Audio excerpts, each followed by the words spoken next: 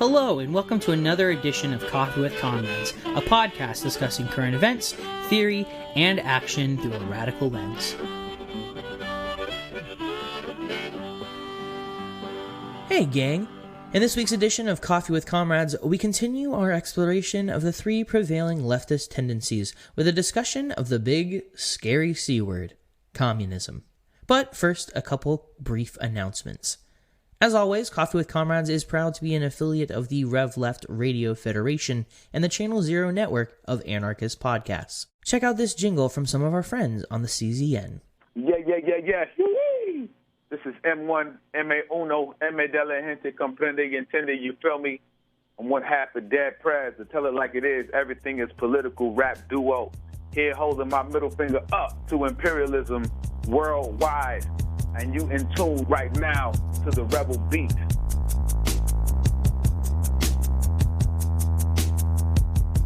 The Rebel Beat is a monthly podcast of radical political music across different genres and across different continents. It's the mixtape to a riot against police brutality. It's your nightly newscast set to bass and beats. It's protest anthems from Hong Kong to Istanbul to Ferguson to Montreal. Give it a listen at rebelbeatradio.com or subscribe today on all your favorite podcast platforms. Coffee with Comrades is a show by workers for workers. If you dig this program, please consider signing up to become a sustaining member of the show for as little as $1 a month by going to www.patreon.com/coffeewithcomrades. You can unlock exclusive sweet perks, early access to new episodes, bonus content, behind-the-scenes looks at how the show gets made, hop into our Coffee with Comrades Discord server, and even check out our bi-monthly zine, Cold Brew Chronicles.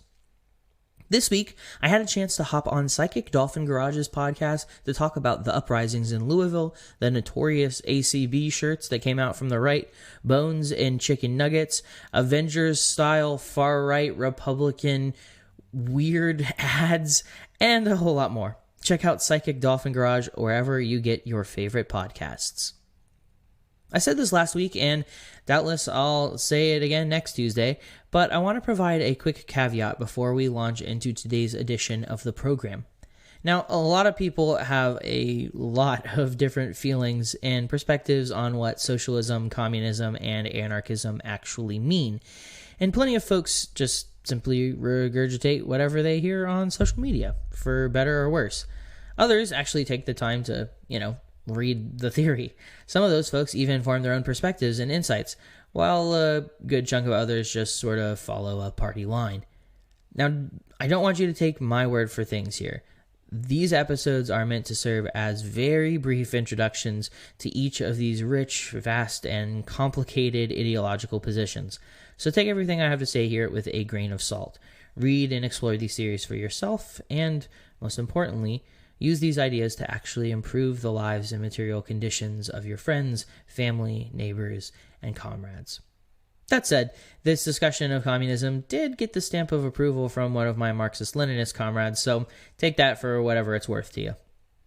Alright, I'll shut up now. Without further ado, I am pleased to present to you episode 104 of Coffee with Comrades. All is for all. The people's flag is deepest red, it's shrouded off the martyred dead. And ere the limbs grew stiff and cold, their heart's blood died in every fold. Then raised the scarlet standard high, beneath its foes we'll live and die. Though cowards flinch and traitors sneer, we'll keep the red flag flying here.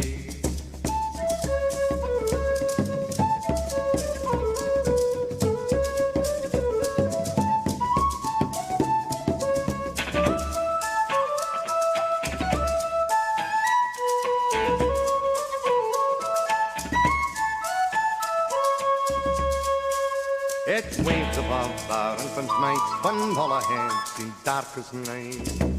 It witnessed many a beaten vow, we mustn't change its colour now. Raise the scarlet standard high, beneath its foes we'll live and die. Though cowards flinch and traitors sneer, we'll keep the red flag flying here. Great. Awesome. So, well, welcome, everyone. Thanks for coming to Communism 101. Before we get started, I want to say that this is kind of the second part of a 4-part series that we've been doing with the CPE. Last week we looked at the concept of socialism. This week we're obviously looking at communism. And in the weeks ahead we're going to look at anarchism and social ecology. So, keep in mind, as I said last week, that this is just one person's perspective on the subject, and that will come out especially with this particular topic, just because it's a very charged issue, let's say, about how people like to think about communism and talk about it. So engage it critically. If you disagree with me, that's awesome. Feel free to interject or to challenge me. Like, by no means is this like one person's expert view on the subject, but rather it's one person engaging with it and offering a critical look at it in hopes that other folks will do the same and engage with this material critically. That being said, I'm going to talk about some people or reference some people who I think did really reprehensible, horrible, awful things, but I think it's important to understand the history of communism and not shy away from it and look at it in its whole scope and measure, so as to understand what is positive and what is useful, and to also challenge that which is harmful and hurtful. So with that being said, let's take a gander at where we last left off. So the last real thing we talked about last week was the idea of the political compass, right? We talked about this XY axis, the Y being the libertarian versus the authoritarian, and the X being communism versus capitalism, right? So again, this is a very simplistic tool. It can reduce a lot of the complexity and the nuance here, but it's useful for at least beginning to engage with some of these theories and to think about them in a broader scope and see how they are interrelated to one another and are informed by each other. So if communism is the furthest left, what all does this economic philosophy entail? Is it just economics? Is it social? Is it political? Is it all of these things? And then moreover, again, we're going to kind of explore this idea that we kind of hinted at last week, which is authoritarian and libertarian even a useful metric to evaluate these different types of ideologies? That's something that is a worthwhile question to ask. I have my answer, but I'm not going to tell you. You can kind of engage with it and think about it for yourself. But I think it's a useful thing to consider.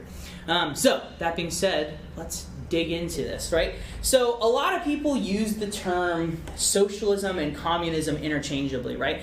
And that's understandable because they're very similar things, right? We're talking about similar ideological frameworks and tendencies. However, it's worth understanding that this is generally a failure of our education on the topic of what are the actual material differences between socialism and communism. Socialism, as radical as it may be, and as much as it's gaining steam and popularity in the United States and indeed across the entire world, radical though it may be, it's still fundamentally more conservative than communism, right? It is a less radical philosophy. And so with that said, just as there are many different types of socialism, so too are there many different types of communism. And today we're going to look at a couple strands of communism as well as some really important theories that were contributed to the idea of communism as a praxis, as a tool, as a practice of liberation to try and move people towards a more egalitarian, a more just, and a more socially unified society. And so with that in mind, my hope today is to present to you a very brief but hopefully useful historical and material analysis of the function of communism basically over the last 2,000 years, but really specifically over the last 200 years. So yeah, does that sound good? All right, dope. Let's dig into it then. So, like I said, there's a bunch of different strands, and I'm not going to define them ad nauseum or at length right here, but it's worth knowing about them, right? Because, a lot of people will say that they are a communist, but that doesn't necessarily mean that these other categories might apply to them, right? They might say that they're a communist, but they might also be a Marxist. They could potentially be a Marxist-Leninist or a Marxist-Leninist Maoist. They could be a Stalinist. They could be an anarcho-communist. They could be influenced by Leftcom, there are a bunch of different strands, or it's useful to think of them like subgenres, like, how there's like rock, and then there's like punk rock, and alternative, and pop rock, and hardcore, and metal, heavy metal, all those different strands and subgenres. It's useful to think about political ideology in the same way, because everybody wants to like throw in their hat and be like, this is the true version of what communism is, or this is the true version of what socialism or anarchism, whatever these things might be, is. And so if you come across these terms, recognize that all of them are going to be in various forms of communism. However, that being said, they're not always going to be used interchangeably, and most oftentimes they're not. Most of the people up on this list might qualify themselves as communists, they might qualify themselves as Marxists, but that's about as close as the similarities start to kind of disintegrate and break down. A lot of times these different groups can be at each other's throats, which is much to the tragedy of the organized left over the last 200 years. So, moving on. Last week we defined socialism as a political and economic theory of social organization which advocates that the means of production, distribution, and exchange should be owned or regulated by the community as a whole, right? It's this policy or practice that's based on a political and economic theory of socialism. This is how we've defined it. However, and this is the crucial part, right? In Marxist theory, socialism is a transitional social state between the overthrow of capitalism and the realization of communism. This is something we touched on last week. Didn't get to go into much detail, but we want to explore a little bit today, because if that's the distinction between these two philosophies, then that merits some more investigation then into like, okay, well then what is the difference between communism and socialism?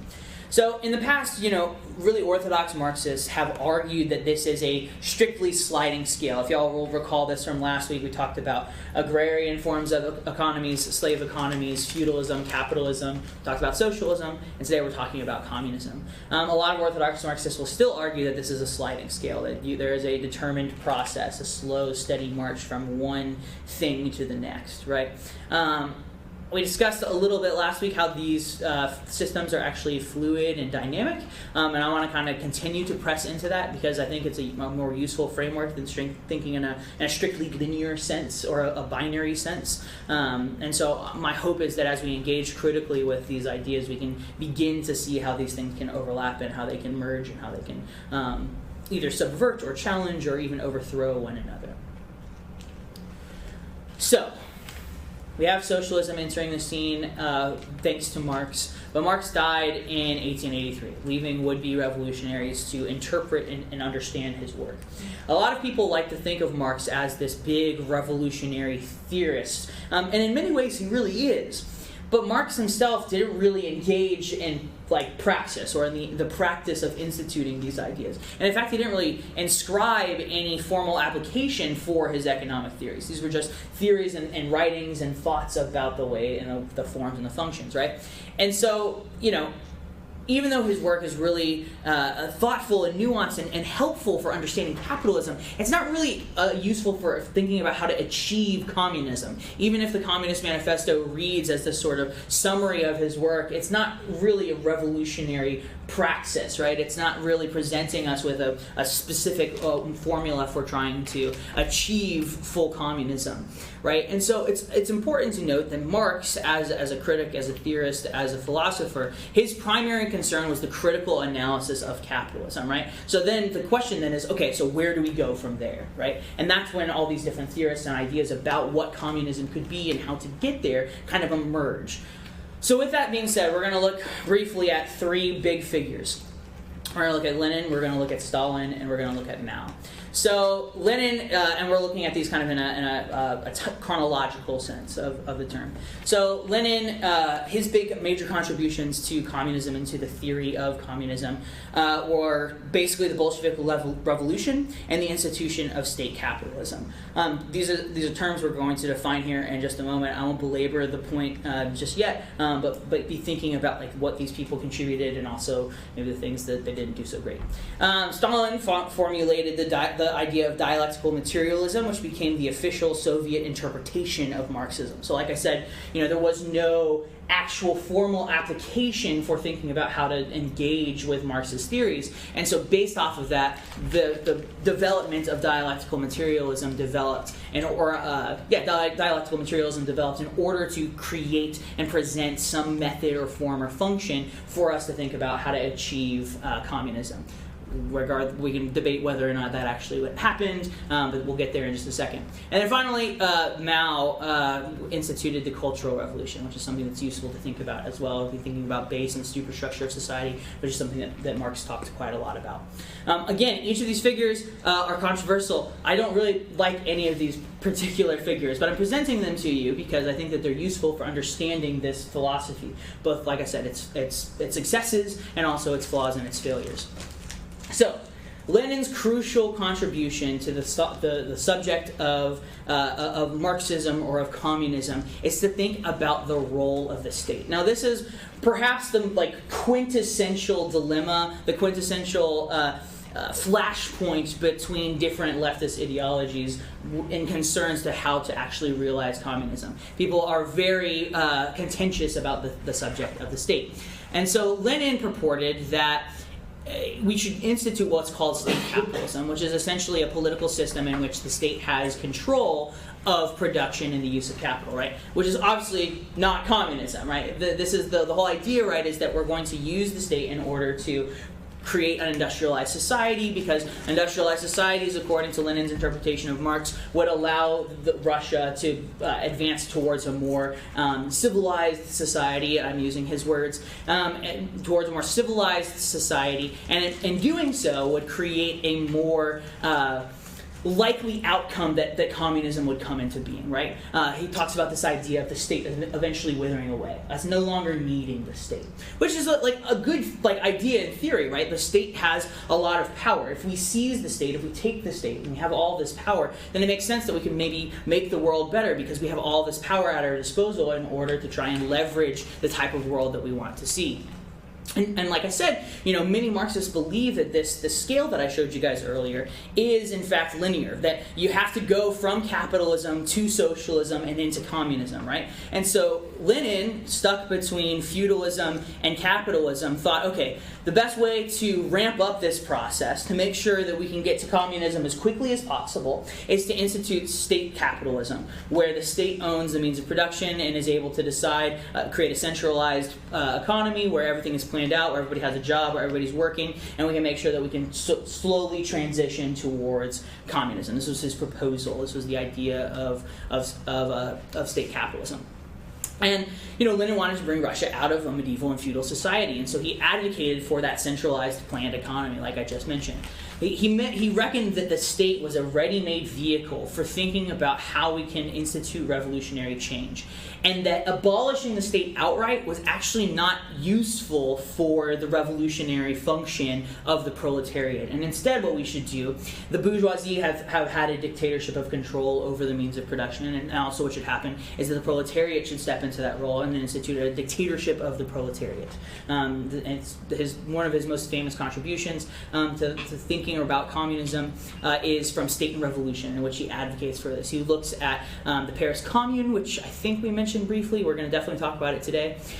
He looks at the Paris Commune and says, well, this was a really great idea. They tried really hard, but it failed, and so what we need to do is not get rid of the state entirely. Instead, what we need to do is seize the state and use it in order to transition towards communism.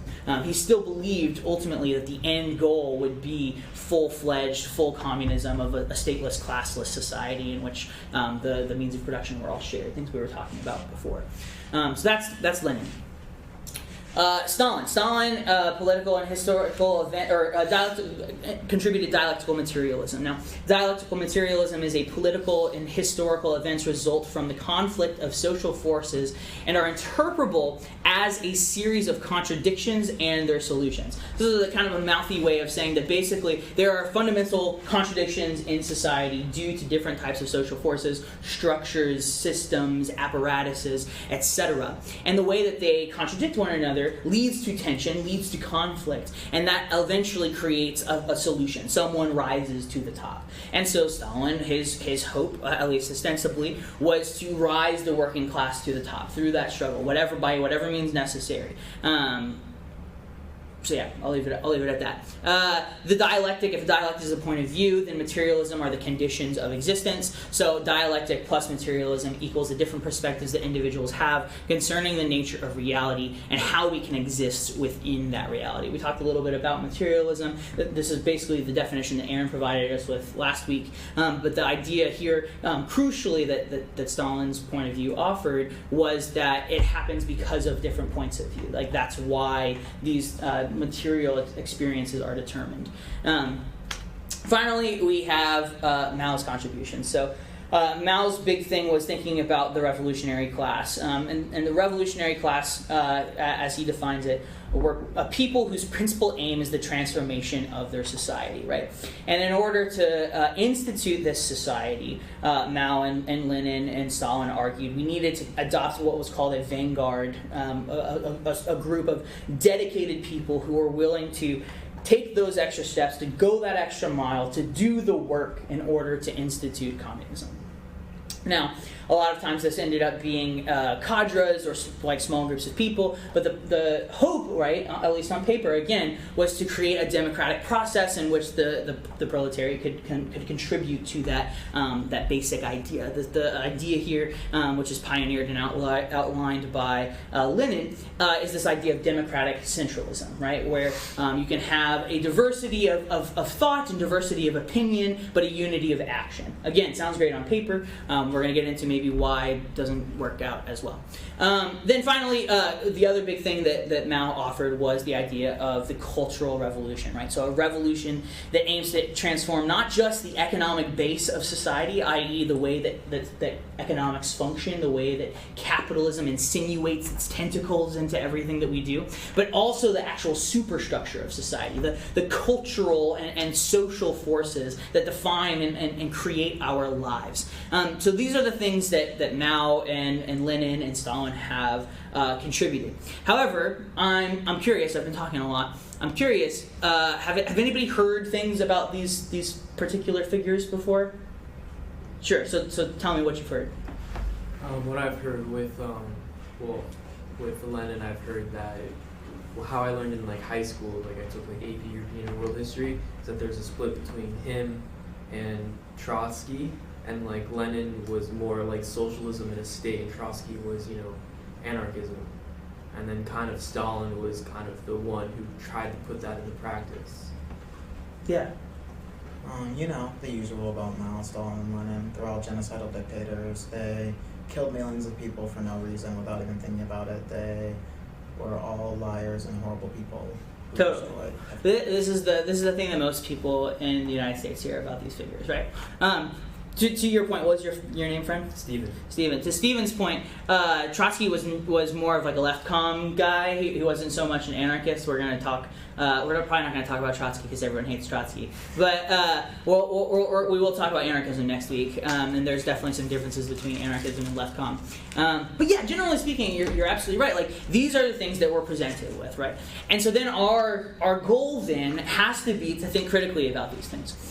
Some people come down on the side of, yes, that's absolutely right. Some people say, oh no, that's just imperialist, like American propaganda that comes out of the Cold War. And then some people fall somewhere in the middle where there's a sort of a dialectical tension of both and, right? There are things that they contributed that were really useful and were powerful and positive, and there were things that were done that were heinous and awful and should be absolutely condemned in the strongest way possible.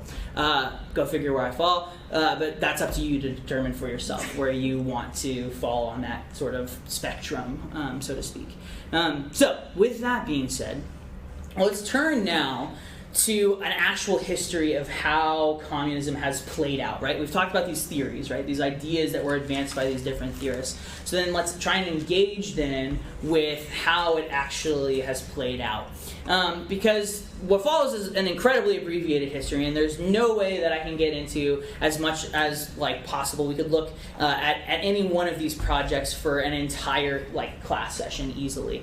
And so, it's a very wide overview, so take that with a grain of salt, and I would absolutely, enthusiastically encourage you to go and do your own research on this stuff. Again, this is one person's perspective, one person's point of view. If we're thinking dialectically, if we're thinking about materialism, I'm hoping, my hope is that I'm presenting you with what is as unbiased a version of events as I possibly can, while still being very honest and transparent about where I'm coming from on these subjects. That said, if one of these things appeals to you more than the other, by all means go out and research it, read about it. If you're interested in learning more about it, I've read a shit ton of theory about this stuff. I'd be happy to give you that stuff and give you that material if you're looking for recommendations. But we're going to begin with Jesus. Yes, seriously. So, proto-communism, we talked a little bit in the past about these forms of so-called agrarian communism, right? Where there were forms of agrarian society in which the means of production were more or less collectively owned by the community, right? Everybody was doing their share of the work, everybody got the things that they needed, and people were able to live in tandem and in solidarity with one another. And many anthropologists argue that different indigenous peoples practiced different forms of proto-communism. I think that this is kind of a slippery slope, and it's not always the best to apply ideas and ideologies that didn't yet exist to these people as possible, but I do think that there is something to be said for forms of anthropological research that looks at how societies have organized themselves. I think that that's useful, and I think that it's useful to distinguish that as proto-communism, and not to put those ideologies on these different groups of people, but to think about them critically and thoughtfully, and to introduce the appropriate nuance there. And believe it or not, there are also probably a lot more. There are a lot of much better examples than the apostles. Oh, totally. Jesus. Totally. So this is a stand-in kind of Christocentric way of saying that in pre-industrial societies there were a lot of different ways that societies were organized, and Jesus' teachings can be seen in light of that. But yeah, outside of the Western tradition is probably where you want to go for more of the enduring examples of proto-communism. 100%. And thank you for adding that, Aaron. And one of the reasons why I bring this one up in particular is because of where we're sitting in our current material conditions. I thought it was useful to bring this up and to try and defamiliarize people's thinking about, a figure that most people in this room have probably heard a lot about, right? A figure who has had, a very large impact on our lived social conditions, right? And it's useful to kind of defamiliarize these things and think about them, but it's also absolutely, of course, important and integral to look at other different types of societies that have existed in the past and that societies that even exist today. But if we look at the historical context, and if we look at the early writings of the apostles, and if we do take on its surface that the Book of Acts is a historical fact, which there's plenty of reason not to. There's plenty of reason to do so. This is not an exegesis course, so we're not going to get into that. That the church shared everything with each other. They owned things in common. And again, regardless, there are these quote-unquote industrialized societies, which is a Marxist term that we're not going to get bogged down in, but it, again, can be problematized and can be looked at and can be dissected. That could be pre-industrialized societies that are forms of proto-communism. There's also, of course, the Paris Commune. Now, the Paris Commune is perhaps the first real, actual example of people trying to apply these theories to their lived conditions. It was founded on the principles espoused in the writings of Marx and Proudhon and Bakunin. This idea was that the people of Paris were going to take collective ownership of the means of production. There was tons of leisure and revelry and joy. People were drinking tons of wine and just hanging out. It was great. Or so the writings purport. And it lasted for 3 months. And after that, it was subsequently crushed by the French state. It was absolutely flattened. There were huge massacres as the French state essentially butchered its people in wholesale. And so this obviously provided a lot of fodder for thinkers such as Lenin to think about this idea that it's not enough just for us to move fully into a totally liberated society. We need to transition more slowly, right? This is heavily informing his work in State and Revolution, which I mentioned before, which is like why he's thinking about the state in this critical way. So then we transition to the Bolshevik Revolution. The Bolshevik Revolution happens in 1917. It's in Russia. It's perhaps one of the most significant events of the entire 20th century. Different Soviets, which were smaller cadres, seized control of Russia. The USSR is the union of different Soviets, these different cadres that came together, right? And immediately after the revolution of 1917, the October Revolution, as expected, there was a huge civil war. This is what happens almost always after a successful revolution. We are followed thereafter by civil war. And with civil war came famine. With civil war came hardship. With civil war came a lot of infighting, people thinking that they knew better than other people, and had the correct vision of how to get to communism. There were anarchists who bombed communists. There were communists who put anarchists in gulags. It was a very tumultuous time, so to speak. And there was blood on a lot of people's hands. It was not a clean revolution, and there never has been, and there probably never will be a clean or bloodless revolution. That said, there were flaws that happened, and of course we don't have time to go into every single thing. Like I said, we could spend an entire class talking about the Bolshevik Revolution, the things that it did really well, the failures that it had, but for now, suffice to say that there was a lot of conflict, there was a lot of tumultuous upheaval, and that it laid the foundation for the USSR. The USSR, we could do an entire class or a series of classes on the USSR if we really wanted to. And I'm certainly not one of those anarchists who sort of critically or uncritically says the USSR was just bad. It was a state, so it's just bad, right? I think that that's a poor way of looking at things. It doesn't account for the material reality that happens inside of these places, right? There were really good things that came out of the USSR. Literacy skyrocketed.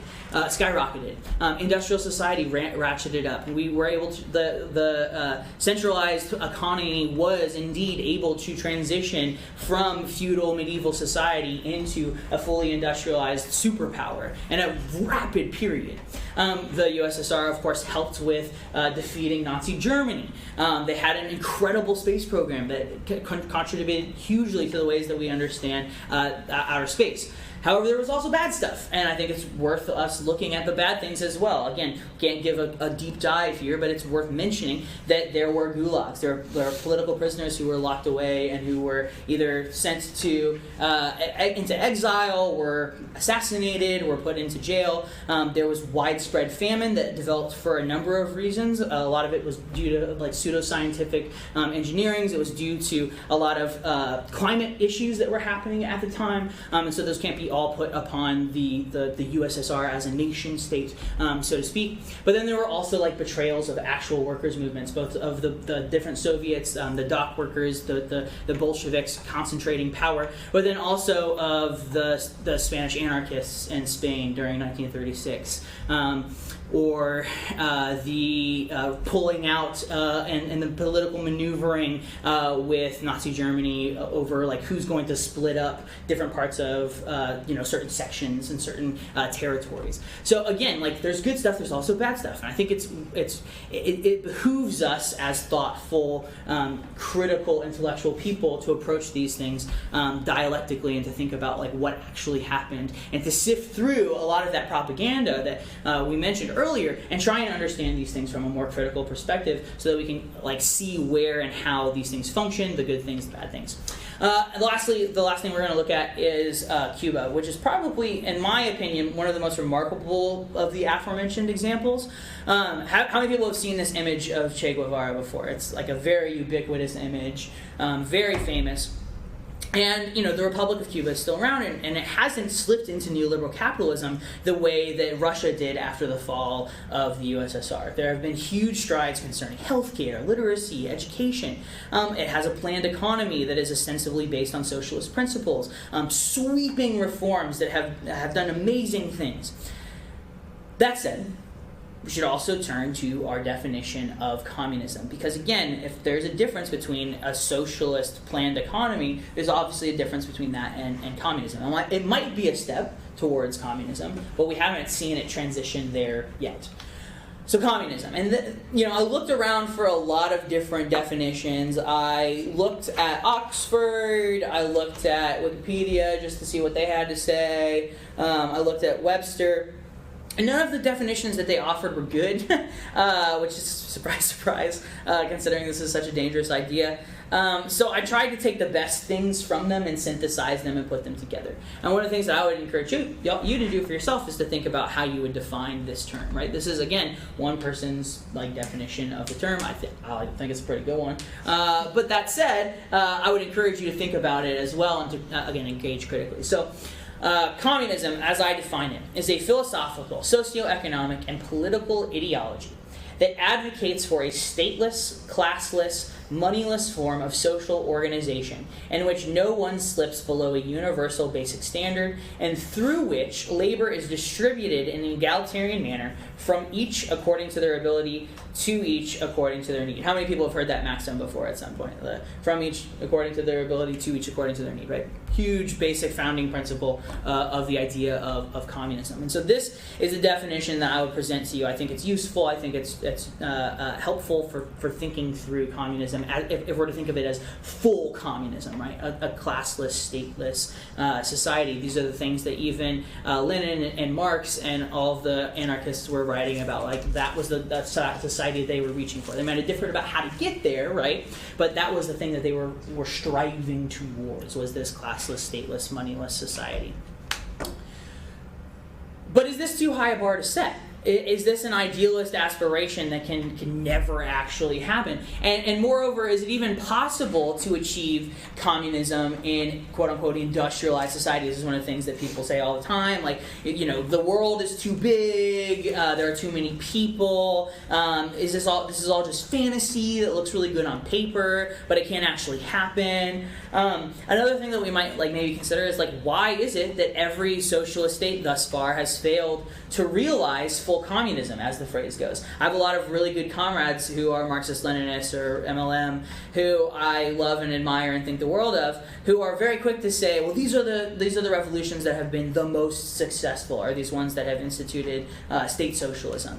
And my follow-up to them is always, yes, but did they get to communism yet? Because that's the crucial question, right? If that's the goal that we're trying to get to, if these people call themselves communists, then how do we get there? How do we get to that goal? And a lot of people have different ideas, different proposals, different ideas, and this is perhaps the most didactic or polemic part of this presentation. But I want to try and think about a few tentative answers, especially as we transition into what we're going to be talking about next week, kind of bridging the gap between these two different ideas, these two different ideologies, which are communism and anarchism. So, we talked already about the idea of socialism versus communism. Make no mistake, right? Socialism would be a vast improvement over capitalism. We talked about this in class last week, right? If we're thinking about the material conditions of our lived experiences, how many of you think that your life would get better under a form of socialism, under having universal health care, under having not having to work as much, or having to be able to go to college for free? Those are things that would have a direct impact on our lives, right? But the question, right, is, has socialism ever been able to abolish capital altogether? Has socialism vanquished class? Has socialism transcended the state itself? If we accept, right, if we accept my definition of communism, which we don't have to, but if we do accept it, then clearly the answer there is no, right? We haven't quite made it there yet. And so the question that I think we have to ask ourselves, right, is, do we settle for these reforms that can make the world better and have a material impact? Do we want to aspire towards something that's even greater, or do we want to do a little bit of both and? Do we want to try and find ways that can move us steadily but slowly but surely towards living in a better society? And I think those are all really important questions, and I think that they're worth investigating and answering and dissecting together. And I think that that's something we can talk about here. Together is, do we want a society that is marginally better? Do we want a society that is fundamentally, revolutionarily departing from our current contemporary socioeconomic and political realities? Or do we want something that kind of bridges the gap between them? That's sort of a fluid thing that's looking towards getting to that utopian horizon, that dream of full communism, but is making slow but steady strides, right? That's the kind of the crucial question that people have to ask themselves if they're trying to struggle with these ideas. Is how do we transition towards these things? Are we transitioning at all? Are we having a rupture? Is it a spontaneous thing? These are all important questions, and I'm not going to give you the answer or tell you what to think. I have my own thoughts on them, but I encourage you to think about them as well and think about what your answer to that question might be, what it might look like. So, contrary to popular belief, how many people have heard that Marx was just about community and communal groups and the side of thing where everybody has to work together, everybody has to be unified constantly, everyone is part of a larger social group? How many people have heard that kind of construction about Marx before? A couple folks. So a lot of people, especially people who maybe aren't educated about what Marx actually wrote, would think about the idea of communism as just being for the masses, right? Just being for everybody, right? And making the utilitarian argument that everybody is the most good for the most people, right? We talked a little bit about utilitarianism last week. But I would contend that Marx actually isn't. That Marx is looking at a dialectical tension between both the individual and the community simultaneously. In the 1844 manuscripts, he writes, "Only at this stage, communism, does self-activity coincide with material life, which corresponds to the development of individuals into complete individuals and a casting off of all natural limitations. The transformation of labor into self-activity, or rather into self-actualization, corresponds to the transformation of earlier limited intercourse into the intercourse of individuals as such." Which is a mouthful. Marx is writing in 1844, so we have to kind of modernize this. But essentially what he's saying, right, is that communism allows for the greatest amount of personal freedom, right? It allows for you to become a self-actualized being, which if we think about Maslow's hierarchy of needs, again, we can problematize the whole hierarchy thing, but if we're thinking about it, self-actualization is at the very top, right? The ability to be moral, creative, spontaneous, accepting, to think about meaning and finding purpose in life, right? These are the things that Marx purports that communism can lead to. So one of the things that I want to present to you guys today is to think that there is not a triumph of the individual with capitalism and a triumph of the community with communism, but rather communism is trying integrally and importantly to try and synthesize how to make the best of both worlds, right? To have the most freedom for the individual and the most freedom for the community. Does that kind of make sense? I see some nods. Okay, great. Awesome. Terrific. So, what is this dream, right? What is this thing that we're pushing towards? What is communism? Well, again, I would purport that it's this idea of free and voluntary association. It's consent, it's creativity, it's leisure, it's joy. It's not the drudgery of having to work over and over and over and over. It's having to do less and less and less work because we have created systems and means through which automation is not something that takes our jobs away or makes our lives precarious, but is instead something that adds to our collective good, right? That makes it easier to go through life because we no longer have to do some of the tedious things that we had to do in the past, right? And so this is an idea that I think is really crucial, both to the idea of communism and of Marxism, but also to the concept of social ecology, which is something that we're going to be talking about in class, not next week, but the week afterwards. And more or less, I think it's fair to say, and I wager a guess that if you were to sit down with pretty much any leftist, regardless of what they called themselves, whether they were Marxists or Leninists or Marxist-Leninists or Stalinists or Marxist-Leninist Maoists, whatever the fuck they want to call themselves, anarchists, whatever it is, that they would agree that these things are good, right? These are universal goods of free and voluntary association, consent, creativity, leisure, joy. And so what I want to propose to you is this, and then we can all talk, I'll shut the fuck up and we can talk about this stuff together, is that for well over a century, different ideological tendencies have been at each other's throats. They've constantly clashed over ideology and strategy, and sometimes those clashes have been really violent. There's blood on both sides of the argument, although historically I would propose that there's more blood on one side than the other.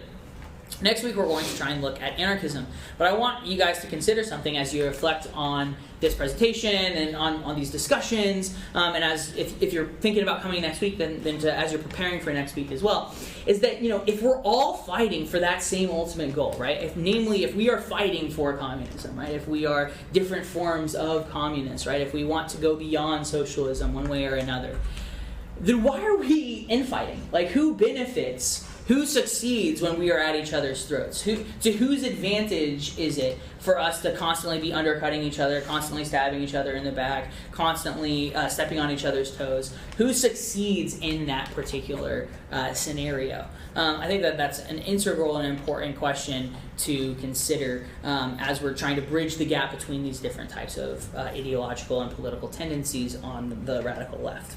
So with that said, I know that was a lot of information. How are we feeling? What questions do we have? Challenges, thoughts, things that you disagree with, things that you want to push back on, etc. Yeah. Can I say something that, I mean, I've never believed, but I've heard from someone, and I need a way to, gracefully respond back. Someone I know believes that under communism you would be assigned your job. Like I don't know. I feel like they feel like they'd be assigned. What would you say to that? Like, I don't know. I'm curious what other folks would say too. I have response, but yeah, go for it. Well, one, essentially, I mean, we kind of already are assigned our jobs. Yeah. Like, you're only allowed to work one job, and it's based on very specific parameters. And two, the idea of communism specifically is that everyone would be assigned to do some work that they need, and would initially just have more time for yourself. Yeah. So you're going to be assigned to a job, but like, would you rather get to pick your job under capitalism and work 50 hours a week for barely any money, or get assigned a job in communism under like 20 hours a week and then go chill? So that just doesn't make sense to me. Okay, I see. Yeah, and there are also, go for it. Yeah. Well, he's also about getting into the self-actualization thing, like to actualize your like what we're here to be, to fulfill ourselves. He says that there needs to be like a range of possibility and like movement in between jobs. So he also specifically says that people should be able to like acquire new skills and try new things, and literally not be stuck in one job. And I feel like also like when work is more tangible, like when you can actually see the results, even when it's hard work, when it's like that, it's so rewarding. It's better, yeah. Well, I mean, like, I don't know if y'all have ever worked in a garden, for instance, and like sweated in a Florida garden, lathered, you're soaked, but like to have like the dirt underneath your fingers, to be able to smell the earth, right? Like there's something really tangible and rewarding about that, right? And so I think that there's something to be said, and I think you're absolutely right, and that was going to be my answer as well, is that you're not stuck, and at least in my, ideal version of this situation. It's not like there's a state. Again, if it's communism, if we accept my definition as accurate, then it's stateless, right? And so there's no authority that's telling you have to do this job, you have to work at this specific time. It's from each according to their ability, to each according to their need. If you wake up one morning and you are struggling with like your mental health and you can't get out of bed, then there should be no reason that you'd have to be forced to work. That doesn't make any sense, right? We should take care of one another. We should make sure that people are able to, have their basic universal standards met, right? Where they, if we look at that definition that I proposed, where no one falls below a universal basic standard, right? Well, below that basic standard would be not being able to experience the maximum amount of joy. So if someone is struggling, if someone has is struggling with mental health, then I would say that you would want to create spaces and ruptures for people to be able to come along and volunteer to help and pick up that slack, right? And if that was distributed in a way that solidarity was actually a tangible, functional, social good, and not just a word that we put on Twitter when we want to, have a campaign going, then I think that would actually be a relatively easy thing to accomplish. and to your point, like I think people moving around is actually really good, and working for like 20 hours a week, 15, 20 hours a week is something that we should have already gotten to. According to Keynes, the father of like modern capitalism, we should have gotten to working 15 or 20 hour weeks already, and the fact that we work 40-hour weeks is absurd. Like even capitalists acknowledge this basic function, and so this is actually something we're going to talk about in class both next week and the week after, is like, why the fuck do we work 40 hours a week? There's absolutely no reason that we should be working as much as we do. And so those are all questions that I would, or ways that I would respond to that person if I was trying to engage critically with them. Thank you. Yeah? Another counter argument I've heard, which I haven't really known how to respond to, is like, people are going to be lazy and not pull their slack and not like do what their part in maintaining the society. So like I'm curious, is like, how would communism account for people who are just lazy and want to be free riders, which might be, I feel like people who say that haven't really spent like 2 minutes to think that through, you know? Mm-hmm. Say more about that. Why do you say that? Well, because if you like really imagine the situation, like what you're just gonna, I feel like you'd get completely bored doing nothing, and that's it feels good to work. It feels so good to like help out people that you love and like the community, like when everyone's connected. And Alex, did you have something? Was your hand raised? No, I can add something. Go for it. I'm in the education program here at FSU, and one of the things we talk about is how shitty the current education system is, of course, and alternatives. And so I think something I hear a lot of my classmates say when talking about how to remove hierarchies from classrooms and how to let students, have a little more choice and agency in the school system is, well, what happens when the student chooses to do nothing? And my professor responded in the way that, he said, if Debbie wants to go and sit in the same box all day today, that's okay. She can do that tomorrow. She can do it all week. If she does it that's for, what she needs. A few months, a few years, then maybe there's a problem that goes beyond, totally being lazy. That's what I was gonna say, is like, I feel like a lot of people who make that argument aren't really realizing people aren't working and pulling their part in society because they have valid reasons. So like, totally. Yeah, and again, like, it's part of the universal, that universal basic standard idea, right? Like, no one should fall below this minimum, right? And so like, and this is something that, again, I'm glad you brought up pedagogy, Alex, because it's something that I think about a lot as a professor, and something that I think a lot of pedagogues think about is like this idea that if a student doesn't want to engage with the material, great, they don't have to, right? There's no reason that that means that we need to punish them or come down hard on them or something. Like, that is the free choice that they are making, right? The problem is when it becomes actively damaging to other people, right? If we're able to create such an immense amount of a surplus, which we presumably would be able to do under, industrialized, fully automated luxury gay space communism, if we were able to do that, right? No, but seriously, hear me out. If we had the ability to have that surplus, then there is absolutely no reason why someone who is struggling or who doesn't want to work that particular day, for whatever reason, should have to be forced to do so, right? Because we have all of this extra stuff lying around that we can still take care of that person just as well. And they're probably going to get so bored of sitting in their room or sitting in their thing that in their sandbox, to use Alex's metaphor, that they're going to inevitably go forward. And there's actually a lot of social research that proves that this is precisely the point, that people want to do things, that it feels good to be socially accountable to others and to do things with other people, because we are in fact social creatures. We've evolved to be social. Yeah. Another thing I'm curious about is violence under communism. Do you think people would still be violent or feel the need to be violent? Or if they were, what are the ways people would go about handling situations like that? Totally. Kind of my thoughts, or kind of my understanding of this is kind of violence is created by the antagonistic contradictions of capitalism. Violence is created by the fact that we have a small class of people who control people and everyone else who have to fend for those resources. Violence essentially comes from our lack of resources. Mm-hmm. So I don't personally believe that people are inherently violent. I think the idea of inherent bad apples is it's not realistic. Everything comes from the environment we are in and the space we are in. We get psychopaths and sociopaths and people who hurt other people because we live in a damaging, harmful society. Mm-hmm. But if we had not only an excess of material resources, but also a society that transitioned from socialism, meaning, except in my perception, and I think a lot of Marxist-Leninist perceptions, that transition from socialism is like the time where we're learning. Yeah, we partly have that old society in us, but we're learning, and through time, we're ridding ourselves of the old parts of us so we can become a completely new society. And so if we were able to do that, plus have a lot of material resources, there'd be no need for violence, because people only use violence for power. Totally. Yeah, and I think that that's a really useful way of thinking about it, like structural forms of violence, right? Like the idea that it's not like people aren't violent, the state is violent, or people aren't violent, capitalism is violent, right? And so these things exacerbate those tendencies in humanity. And it's not to say that like suddenly if we live under communism, we're suddenly going to stop being racist, we're going to stop being patriarchal, we're going to stop being assholes to each other. It doesn't mean that suffering is going to stop or cease. Like, we talked about last week, like existence is suffering, right? But the idea is to try and create that universal basic standard, right? And this alleviation of unnecessary suffering, which perpetuates violence, right?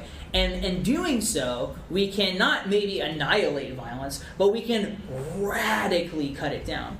And this isn't just theory, this is actually precisely what happens in collectivized societies. There are, for example, in Chiapas, Mexico, there's like 0 murders. There's another place in Mexico, the name of which currently escapes me. It starts with a C. I show the video to my students regularly, but the name is just deserting me right now. But it's a group of indigenous folks who kicked out the local government, kicked out the cartels, and said, fuck y'all, we're good, we've got this, and essentially created their own liberated, social structure in society. And despite the fact that they live in one of the most violent regions in Mexico, in the last 5 years they've only had 3 murders. Which is like incredible, right? But the reason is because, to your point, right, we are eliminating the factors that contribute to structural forms of systemic violence, right? So yeah, that would be the answer.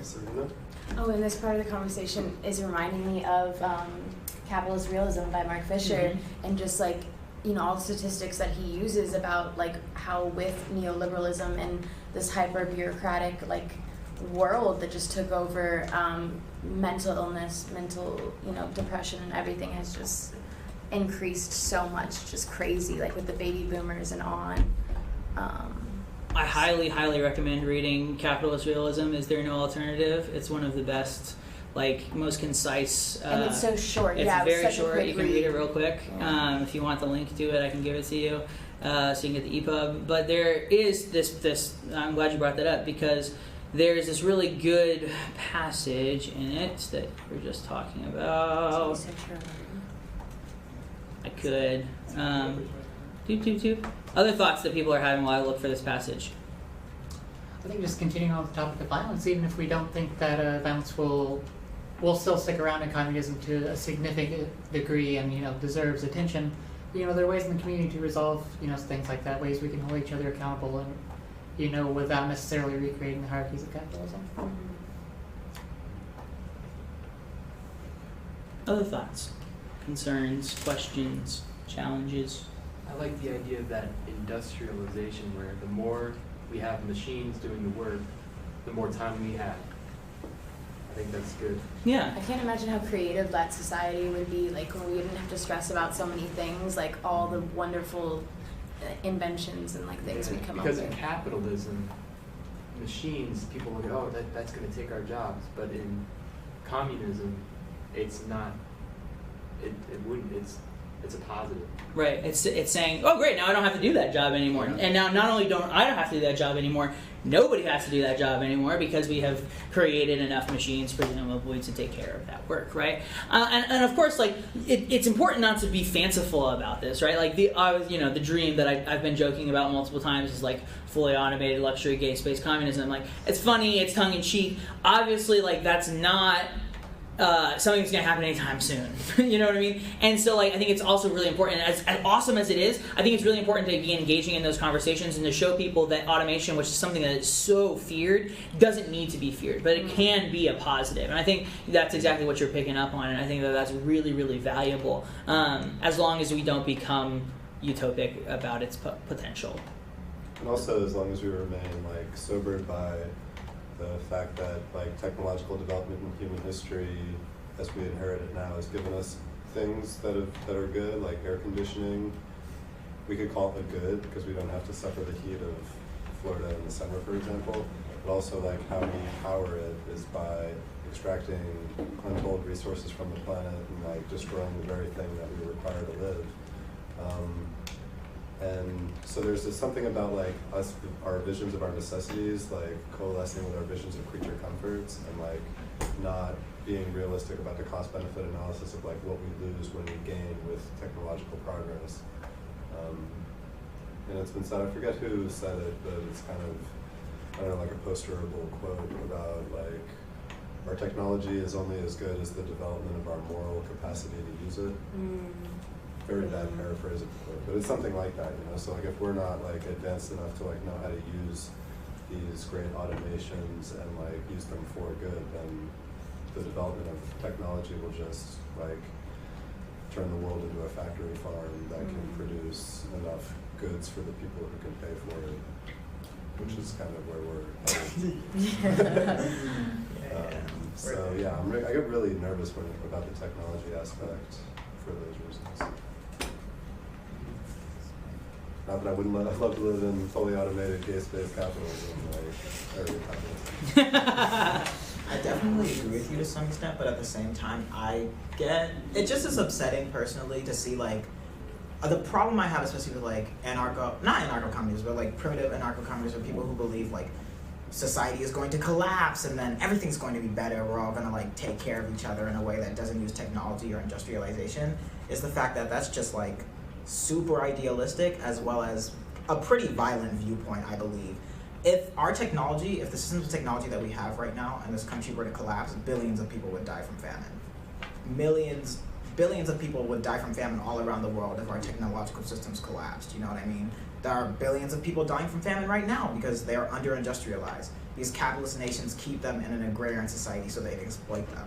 Like, yes, there are some real problems to having technological development, but overall, like, I just see like the Soviet Union, Cuba, any socialist country, and I see the rapid economic development they go through and how that benefits people's material lives, and I can't see that as anything except a positive. Yeah, except for like the people who were like planned to die with famine because they couldn't distribute resources from the central spot, like in the Ukraine. I mean, there's all kinds of complications, you know. And people also could feed themselves pretty well before like being forced to participate in a neoliberal economy of exchange and then get like shit seed from Monsanto and then only be able to grow one thing in the lands that had previously provided all the food range that they needed for their communities. Yeah, I just read the most depressing article ever by the New York Times. I think it was titled like Seed Exchange or something. And it was just, all about the seed crisis. And then the saddest part was just that like all this stuff with the patents of seed and like how they're, programming them to like resist all this stuff is that it's like making the food, all the same, like less variety and taste worse. So that sucks. Like we're losing so many unique tastes. And I was like, wow, that's such a good point. I hadn't thought about this. And it's like, and then you have like Brazil being like destroyed to grow soy. So you can, like, yes, under this model, like, everybody in Europe and the United States can just like go buy chicken at the grocery store, for example, right? But it's all being fed with soy that's, grown in the Amazon that's being totally destroyed. So even though it can pop up surpluses and take care of material needs certain places, and even though there are people who need their material needs taken care of, like, I don't think that type of globalizing industrial vision is like a sustainable solution. Like, whether it's a centralized planned version or whether it's a free market version, like, I don't really see that sort of development as leading anywhere good for the world. So you don't want mass industrialization and you don't want us to improve technologically? I'm not trying to be like, I'm just like I really, Yeah, I mean, I'm for like the development of local, like sustainable local systems of production, which get harder when there's like natural disasters around every corner and also unnatural disasters. But yeah, I think the over-industrialization of food production and infrastructural development in general are destroying the planet and not increasing people's overall well-being, their abilities to self-actualize. But that's not a fault of, that's a capitalist fault. And a globalism is inherently capitalist and it could never be communist because communist is stateless. And how do you organize an entire... You just threw a lot of, so a globalist? Yeah, globalism is inherently capitalist. I don't think globalism can ever be a communist-led thing. Okay. Because communism is inherently stateless. I mean, it could be a socialist thing, but I don't think if you're actualizing actual communism. If we accept this definition of communism. Well, at least the stateless part. I Right. accept. Yeah. So like the idea then would be like, so then how do we think about how we could spread this across a large geographic area, right? That's a big question that comes up, right? Like, how would you have a stateless functioning society where there are many groups that are together that are not states but are still working together, right? Well, the question, Do they have to be working together? Can they be? They could totally be independent. There's also the idea of like confederations, right? So voluntary associations where, so a federation, right, is where some central authority like dictates that everybody needs to be together, right? Which is what we're in, right? Like the United States is a federation of states, right? There's a central federal authority and all the states answer to it. Whereas a confederation is a group where all the groups are able to voluntarily associate with each other. They can decide to stop associating with each other at any time if that's what they choose to do. But those different groups would be able to work together. And so, like under a confederative model, you could still have a stateless like society, or rather many stateless societies that are able to cooperate in tandem across large geographic spaces. And I think that can only be realized with growing technological advances, because how are you going to organize and... I would agree. I think Aaron's point, right, is that the trouble then is figuring out ways that we can create the type of energy that we need in order to sustain quote unquote industrialized society without destroying our planet, right? And doing so in a way that is ecologically responsible, which is, I think, perhaps the greatest contribution of social ecology, which is something that we're going to be talking about in 2 weeks.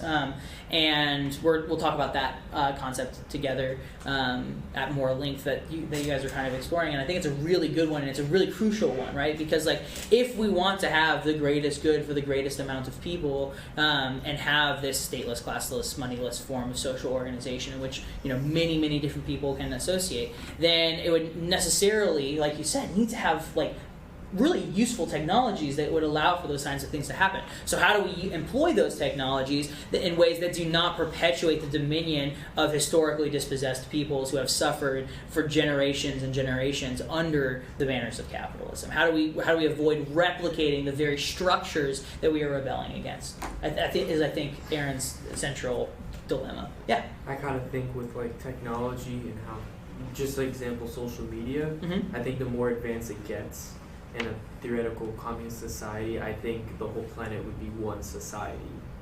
And it wouldn't be like, maybe there'd be small communities, but cultural-wise it may be the same. There may not be a state or a government, but it will be kind of like, I think morality will kind of mix with communist values. Just like we're like, don't kill, don't do that. It would be like, if you have your resources, you distribute it like this, you do this, Yeah, that's one of the things you were talking about, right? Like that transitional period, right, where we're unlearning the things of capitalism. This is, again, one of the things I think is really useful to think about, is like that period in which we unlearn what we've been taught by capitalism, the re-education, so to speak.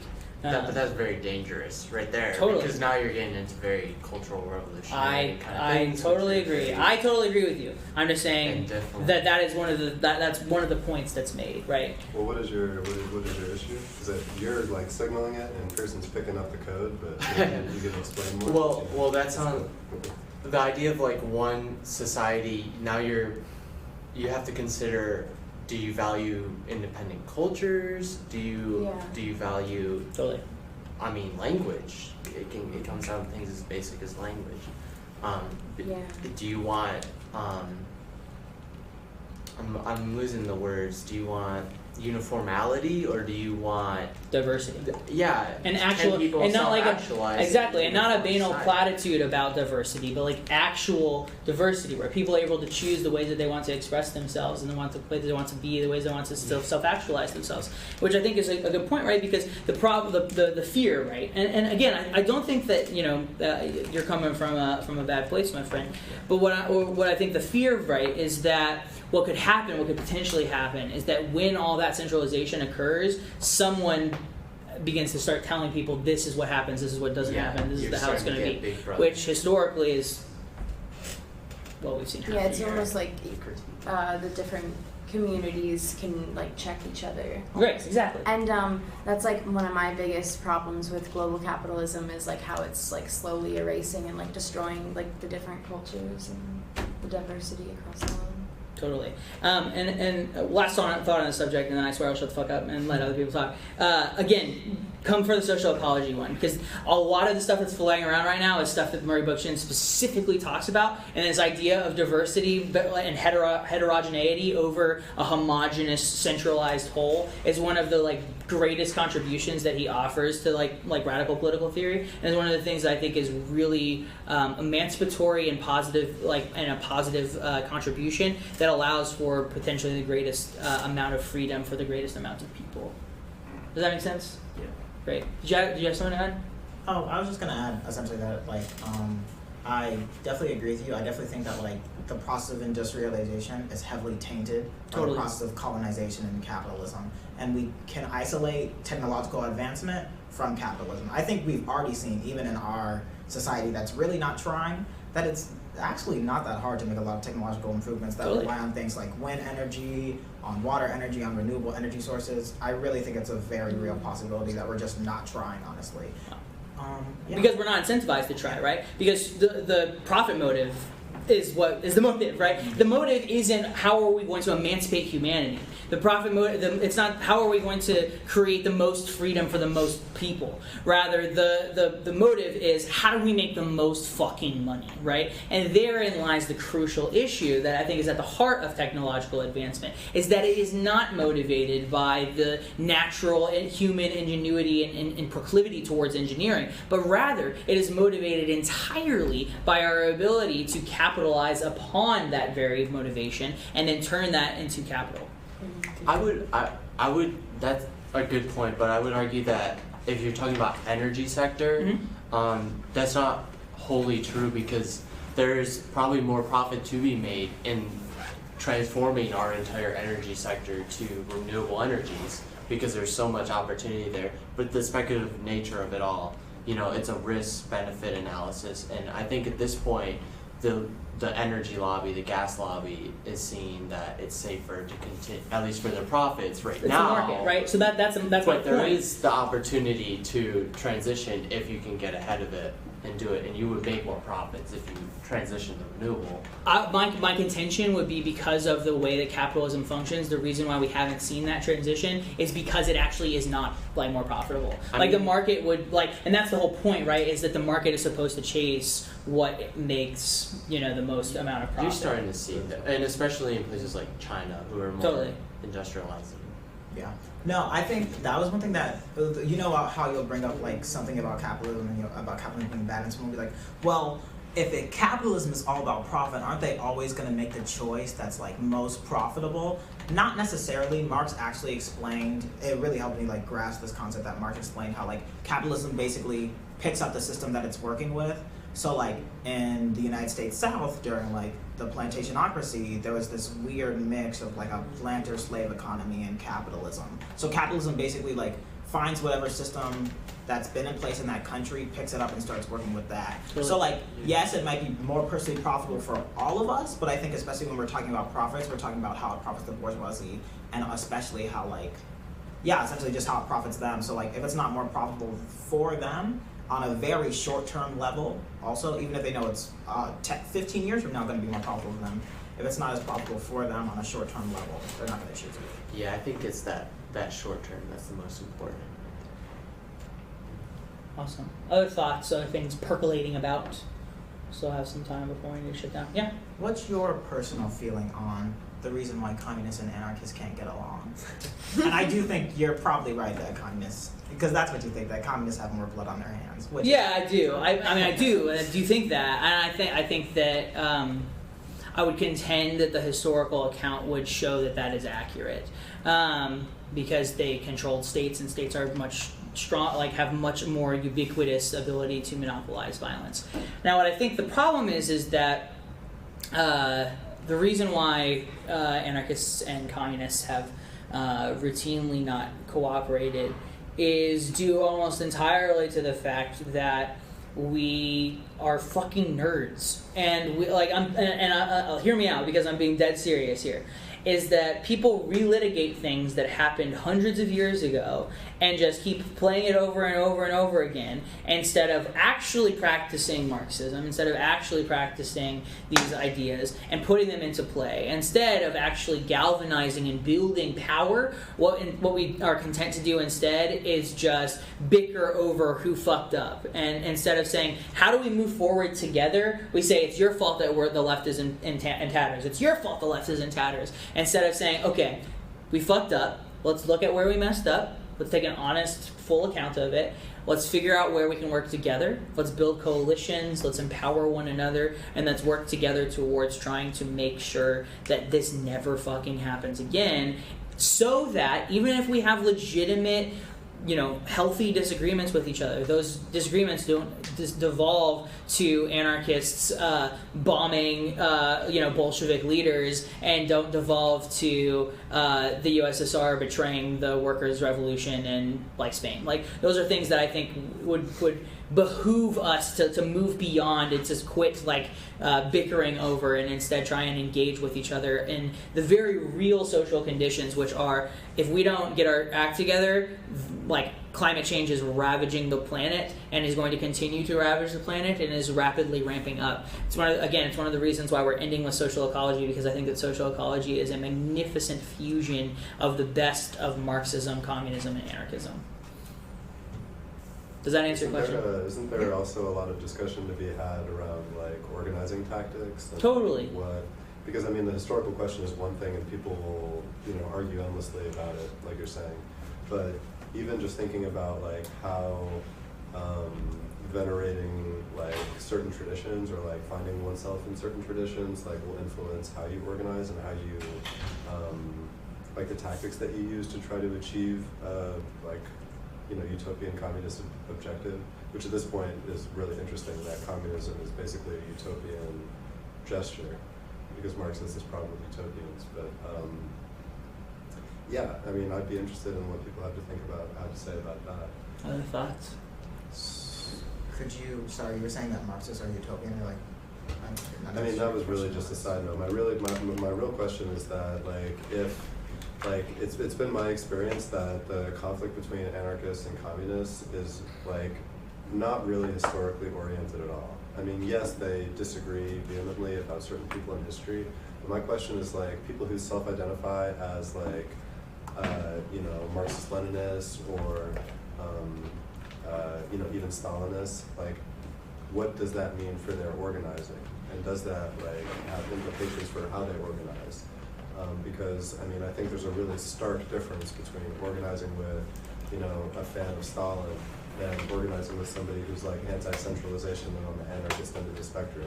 I think there's a qualitative difference in tactics and approach. So I was wondering if people had any thoughts about that.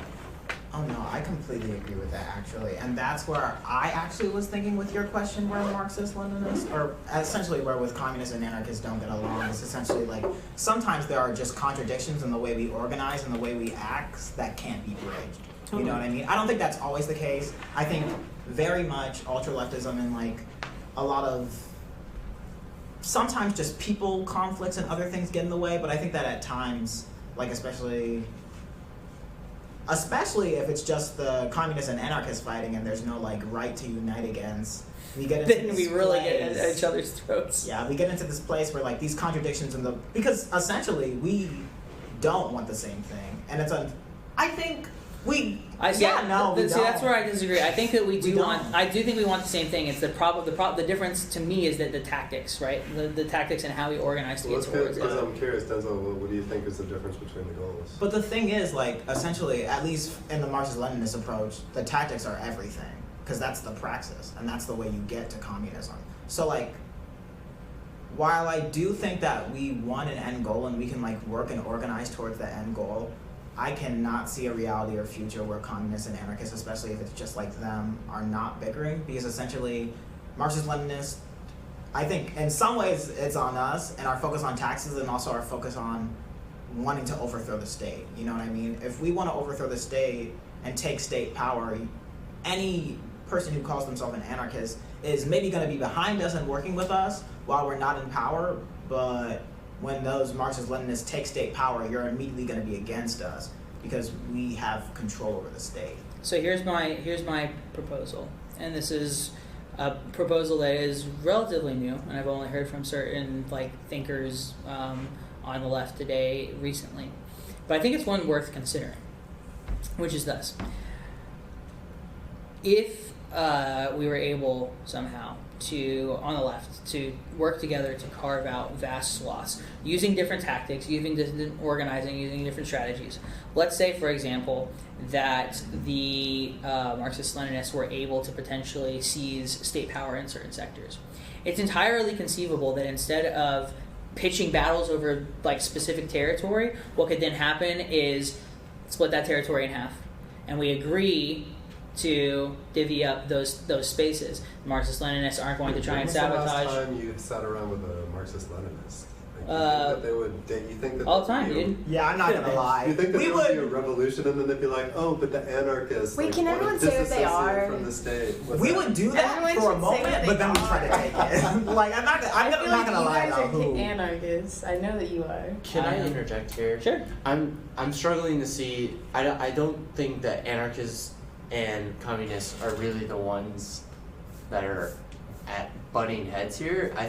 Because I don't see the huge difference between the two. Most people don't. And historically, the struggle isn't anarchist communist. It's anarchist socialist. It's the socialists who actually still believe in a state control. The socialists and the anarchists were on board in fucking Spain. I'm thinking no, actually, it's not. That's not true. Totally. It's actually the socialists that. No, it was okay. So in Barcelona, it was anarchist control, and then the socialists, who were the majority, came. So you're talking about the Marxist-Leninists. The Marxist-Leninists were the ones. They weren't socialists. They were loyal to the USSR. Those were the people who came in and betrayed the anarchists. Well, it was a coalition of socialists and anarchists, and then they got fucked over by the USSR. I struggle with, the USSR might call itself this, but it was a socialist country. Oh yeah. Yeah, totally. It wasn't communist. But what I'm saying is it was Marxist-Leninist, right? Yeah. That's a distinction. They were aspiring towards communism. The USSR's goal was to get to communism. They didn't, but that was their goal, right? So you're correct. They were socialists. Suppressed not only anarchist group, they suppressed the unified Marxists. Yeah, totally. But here's the thing about it. Yeah, absolutely. They suppressed anyone that was not a USSR. Because they were authoritarian. Because they were Marxist-Leninists. But this is about also tactics. because they were authoritarian, the tactics. They were in the authoritarian realm. But what I'm saying is the socialists suppressed Marxists and anarchists. Okay, what we're trying to say essentially is that just because for Marxist-Leninists, how a Marxist-Leninist approach goes is we're trying to take state power and do that through any means necessary. I don't know much about the Spain situation, so I'm not going to say anything about it. I don't know what's going on there. But essentially, we're trying to take state power. If necessarily these other groups don't want to do it in that way, we can work with them in some circumstances and instances, but we're not gonna just give them power. And also Marxist-Leninists call themselves, essentially the USSR and the Communist Party of the Soviet Union called itself the Communist Party of the Soviet Union to differentiate itself from the Mensheviks and the other socialist parties in Russia at that time. But essentially for Marxist-Leninists, socialism is just the road to communism. Right, So it's like a you can gap. call it socialist communist. Doesn't You matter. could call it socialism, but they see themselves as like, right, if I understand, and my understanding of Marxist-Leninists, right, like although the USSR was a socialist state, they saw themselves as on the road towards communism. I agree. Dialectical note. I agree with you, but what I'm saying is that that's how they saw themselves, right? And so there's a difference between like what we might call them and also like what they called themselves. And so, I think clarifying anarchist to anarcho-communist is an important distinction. I have a question. So, I feel like if we went like the anarchist route, I feel like everyone would need to be like really educated. Do you understand why I feel like that? Yeah, totally. Compared to like communism, like more like leadership and control of state. So, Totally. So what is your response to that? Like, I don't know. What are your thoughts on that? about education. Yeah. I think that actually speaks to like a core differentiating tactic that I found with some like hardcore Marxist-Leninists and what I would say people who are more on the like less on the authoritarian side is that for the Marxist-Leninists, like the people don't really need to know. Like the revolutionary like vanguard already knows what's best for the people. So the idea is to like basically get as much people support so that the overthrow can happen. Because the dictatorship of the proletariat for Marxist-Leninists who I've talked to, which are not all of them, of course, not even all of them in town, I'm sure there are other perspectives about it, but they seem to think that like the dictatorship of the proletariat is not actually like constituted of the people, as in if the dictatorship of the proletariat comes about on the way to communism, it's not going to be like let's have referendums on everything and everybody decide everything that happens. It's going to be a vanguard party. It's going to be a vanguard party of people who like know the literature and who know the history, who know what's best for people. Whereas in the anarchists or more like less authoritarian visions, it's more about generating like people up, like bottom up power, like through education and through like. And that's such a struggle, especially in the United States, because I just feel like it's so hard to educate people here because everyone's like so busy working. I don't know, it's a sad thought. I think y'all have been really, really. I want to say your presentation was pretty amazing. Like, I think y'all have been so fair with like your arguments and everything. But that is one place where I don't think you're being fair. I think we have to take the material conditions and the historical conditions of what happens before a revolution. Before every revolution, whether you think it's really socialist or not, before a lot of these, especially Marxist-Leninist revolutions, there were massive literacy movements. The May 4th, 1919 movement in China, where massive literacy happened, and the literacy rate in China started to improve. And Russia, before the Communist Revolution, and Russia, before the Russian Revolution, there was a massive literacy movement. How is that started? How is that, like, how, what sparks that? It comes from different historical conditions. Sometimes it's because the people are going through mass suffering, so they start to become more radical and interested in different It's like when you things. become desperate, Yeah. it's like word travels quicker I mean, I or would something. say two things. Just in a basic historical sense, like literacy goes through the roof in all kinds of places for all kinds of reasons, and most of it has to do with like access to reading material. And while movements that are like, you know, the conditions that are in the mix, like before these revolutions, might even tend toward like educating the proletariat or like bottom up kind of power building. But in Marxist-Leninist situations, like people are taught to read because they need to read like the party paper. You know what I'm saying? They're not taught to read to like explore their own ideas and create their own vision of a new world. Because if you do that, then you'll like be sent to a gulag. And this is what I mean, if we want to talk about Stalin. Is that...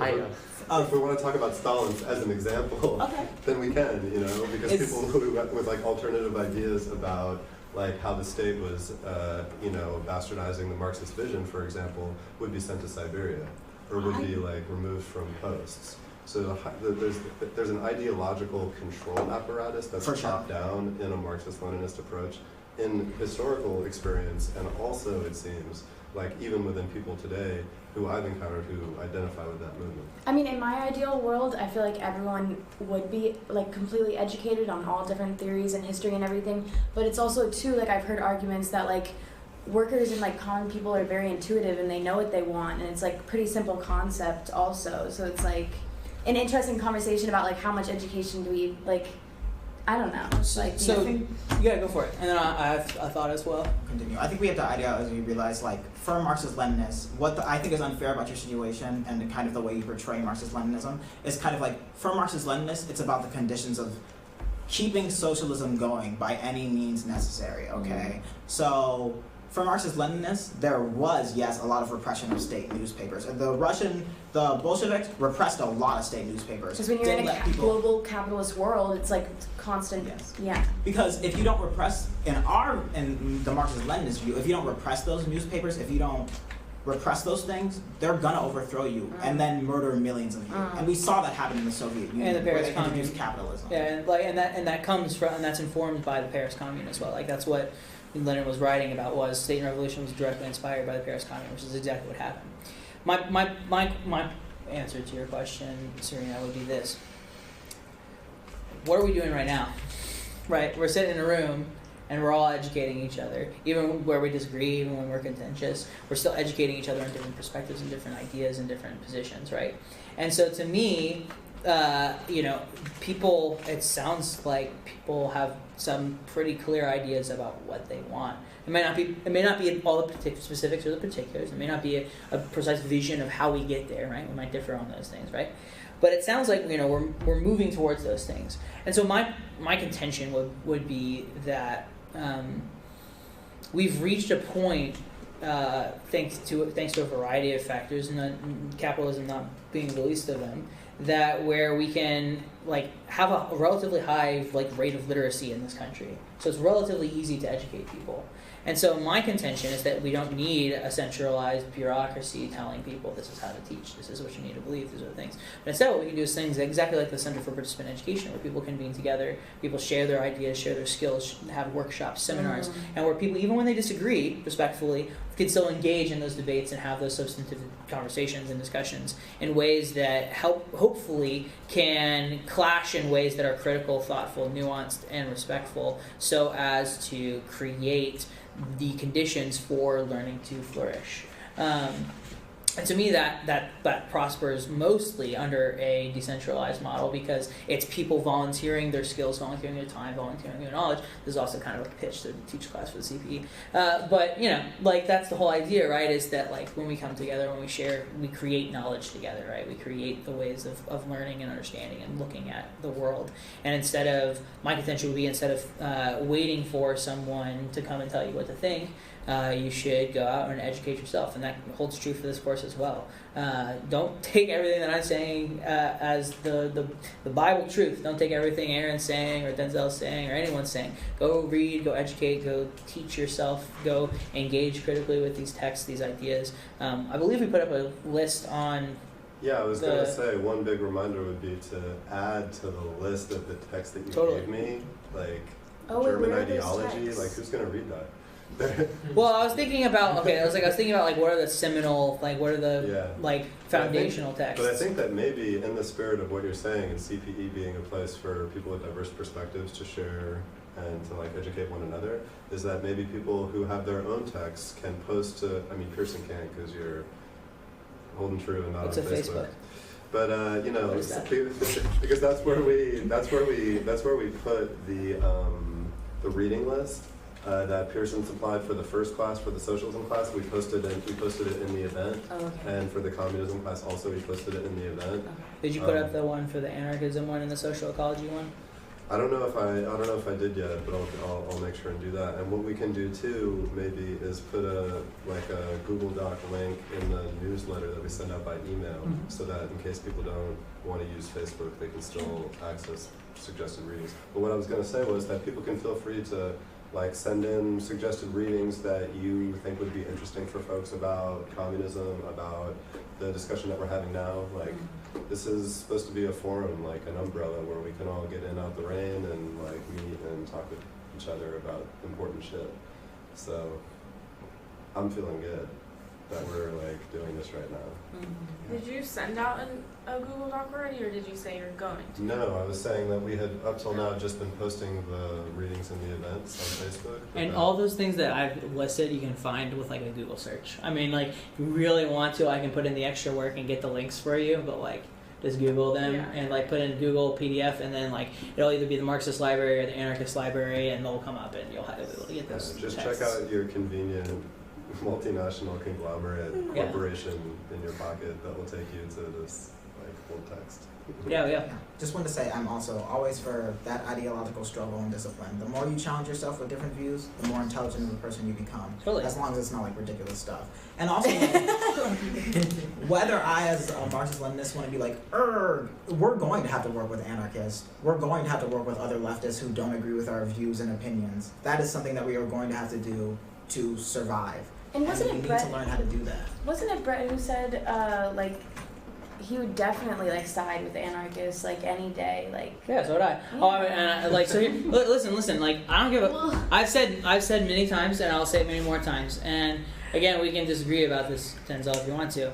But like as long as you're fighting for a better world, you're my comrade. Like, and we can talk about what that looks like. But as long as you're trying to fight for a world in which people are free, in which like the greatest amount of freedom is enjoyed by the greatest amount of people, and in which we can abolish capitalism, I'm willing to work with you. We can disagree about the state until we're blue in the face. And I really do genuinely believe and contend that like there is a robust theory that is developing around the idea of cadres forming and taking and seizing territory and then sharing it and having genuinely having non-aggression pacts between each other. Like I think that there is an actual like basis for thinking about this. I'm being absolutely totally serious. Like wait, I'm not trying what's to. that I'm sorry. I podcast? was smiling because of her actions. I'm not laughing. I want to say like. Under global socialism, with socialism powerful enough that the entire or most of the world is socialist, I think that would possibly be a possibility. Yeah. But Or, wait, what's that podcast that's like bugs beneath the boot. Destroy America or like what it would take millennials to are killing capitalism? No, it's like all about like it could happen here. Yes, everybody's. Do you like that podcast? Yeah, It was good. Yeah. Have you listened to that? It could happen here. It's like all about like a new American Civil War and revolution. What? That's what it's about. It's about a new American Civil War. Well, it's like what you're talking about. How like different like groups of people could take control of different parts of it. Yeah. You know? I mean, I wrote it. But then also the problem with that is like, for example, in the United States, we have like certain centralized guarantees of standards of living, which are like really complicated and don't necessarily apply to everybody. But for example, like the only reason why it's required that you not be discriminated against based on the color of your skin is because the federal government has been like, okay, if you discriminate based on the color of your skin, then you're out of line, like to the states, right? So if we're talking about like local like collections of power and authority that have autonomy, like we also need to think about what it means to open up the possibility that, for example, consent is not by law required to engage in the sexual act in a certain area, you know, or like child brides are okay, which I mean we basically have in the United States anyway. Like it's not really talked about it a lot, you know. But like racism and like denying service for somebody based on their gender, like in the world that we live in, like centralized authority is what gives us the possibility of like feeling a little bit safer than we would if it was just up to Florida. Like if it was just up to Florida, we would be living in a radically different situation here in Tallahassee. You know what I'm saying? Like if the federal government hadn't gone in and desegregated in Little Rock, I mean you can say all kind, you know, desegregation is complicated also. But like, you know. Well, now it sounds like you're arguing for democratic centralism, my guy. Well, this is what I'm saying is that it is complicated. What I'm saying is that it is complicated. Oh, totally. It is totally complicated. Denzel had something. Oh, I was sorry. I've been talking a lot. That happens sometimes. But no, just like that's essentially my problem. I really want to see. I would love to see a movement of anarchists take over. I'm not going to take over America and abolishing this country. I'm not picky. The problem is they're going to, like, in order for us to establish socialism, I think it's very important to everyone know thousands of people are going to die. They're going to murder thousands of us. And some of them are literally going to get away with us. They're going to murder us by the thousands, and we still have to win. Wait, why didn't we talk about Vietnam today? Is there a reason? Like Ho Chi Minh, I feel like that's my favorite. Like Ho Chi Minh is dope. That's on me. That's an oversight. Okay. Yeah. Yeah. I mean, also just like there's a lot of good stuff out there. Go read about Ho Chi Minh. But yeah, essentially just that, like, in order for us to establish socialism, especially in the United States, it's going to be like a bit of a fight that's like going to kill thousands of people. And I personally just can't see how we're going to do that. Like, when I look at history and I'm like, what revolutionary method, in my opinion, has worked multiple times? I'm going to pick what I think has worked multiple times, not something that I've never seen historically backed. Wait. Again, we can disagree over whether or not we've seen it historically backed, but yes. Wait, definitely. I'm confused, and so I feel like from what you just said, I heard like you believe something, but you don't believe it's possible to happen. Wait, what? I'm confused about what you just said. Well, basically, I'm just saying, like, under the terms of global socialism, like, if most of, or the majority of countries were socialist, I think possibly an anarchist movement would be possible. Oh, but, okay. like, from what I see just historically, I think that an anarchist movement would eventually be Oh, I see. You're dissolved talking or about killed. anarchism. Okay, I thought you were talking about, like, communism, like, couldn't be okay, I got you. Yeah. It's interesting to think about, like, an internationalist that was also like a localist perspective. That would be something like confederative. Social ecology. I'm telling you, we're going to get there. Bernard Lazare, dude. Is the one. Yeah, I don't know anything about social ecology. Get ready, it's fucking awesome. I'm excited. It's very good. Like I said, it takes Put the that best on stuff. the flyer. Social ecology. Get ready, it's fucking awesome. I don't really know Get anything ready, about it's anarchy fucking either. awesome. It was just socialism. Well, that's a good transition because next week shit. we are going to be talking about anarchism. These images. So, yes. So, feel free to come out. We are definitely over time. We have to get that thing to them in 3 minutes. And that about does it for this week's episode of Coffee with Comrades. This is an entirely DIY show run by workers for workers. If you like what you hear, you can follow us on Twitter at CoffeeWComrades and Instagram at CoffeeWithComrades. Check out our website, www.coffeewithcomrades.com, and sign up to support our work with a monthly contribution by going to www.patreon.com/coffeewithcomrades. You can find Coffee with Comrades on Apple Podcasts, Spotify, Google Play, wherever you go to get your anti-capitalist propaganda. Be sure to subscribe so you never miss an episode. While you're there, smashing that subscribe button, be sure to rate and review the show as well to help us increase our reach. If you have feedback, criticism, or you'd just like to get in touch with us, shoot us an email at coffeewithcomrades@gmail.com. Until next time, stay wild out there, comrades. I'm tired of American socialite culture. God, it makes me sick. I've got so much fire burning deep inside. The time has come to face the truth and bring about a change.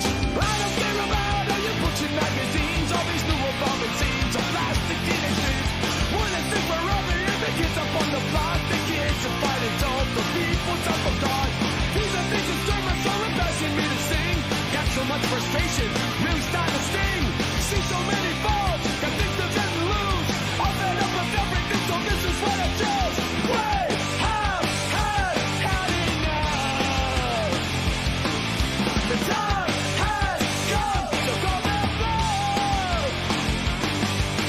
This is a battle cry for the common people. We've forgotten nowhere, kids stuck in the middle. We're singing this song for all of the common people. We're giving up so much and got back so little. And everything that bothers me is this black gold gang and how they use the poor. With arrogance and lies, all those fake smiles. The time has come to call them up, so let the dust come off. A solo class kids get stuck inside a rich man's war. It seems like we're so far from freedom, more like hiding with the world. We're not born up entitled if we hunt down in the dirt. Sometimes it makes us wonder what we're really fighting for. These are things that let not good that make me wonder why. Losing my grip on the handle, how can I might fly? See so many falls, got things to then lose. I'm fed up with everything, so this is what I choose. We have had enough. The time has come to go back low. This is a battle cry for the common people. We've forgotten nowhere, get stuck in the middle. We're singing this song for all of the common people.